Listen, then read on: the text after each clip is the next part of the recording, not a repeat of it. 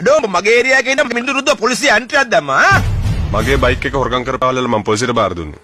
ඒ අයියේ ගෝලෙක් කියලා මන් දරන් හිටියේ නේ. අඩෝ මගේ අපේ කොල්ලෝ ඔක්කොම හොරු කියලාද මිනිහම්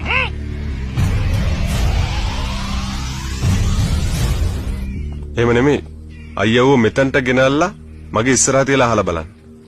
ඌ නෑ කියනවා නම් මම මෙතනදිම කපලා කොටලා ඉවරක් කරලා දාන්න. වෙන්ඩෝය ඇතුළට ගියාට පස්සේ බිස්නස් එක දිගටම කරගෙන යන්න කියලා මහත්තයා මට යෝජනාවක් දැම්මා. මං කිව්වා අයියනකම් බෑ කියලා. මට පේන්නේ මහත්තයා ජීජීව බාගෙන වගේ.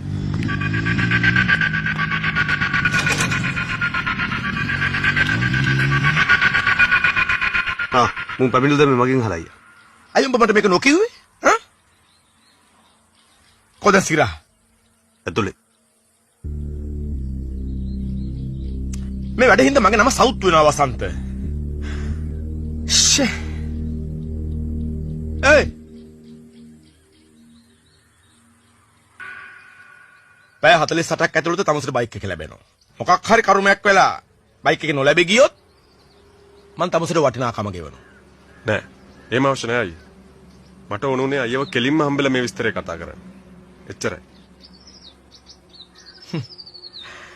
අපේ එක බයික් එක ඉස්සුවා වගේම තමුන් උට ගහපු එකත් වැරදි. අය වචනකින්වත් ප්‍රශ්න තියාගන්න එපා. හොඳේ? මං අපේ ගා ගැන බලා ගන්න. හම්බලා අය කොහෙද හරි හම්බලා ගහ ගන්නව හැම නෙමෙයි. මුදෙන් ආයමත් පැටලුනොත් දෙන්නටම ගහනවා. යන්න පුළුවන්.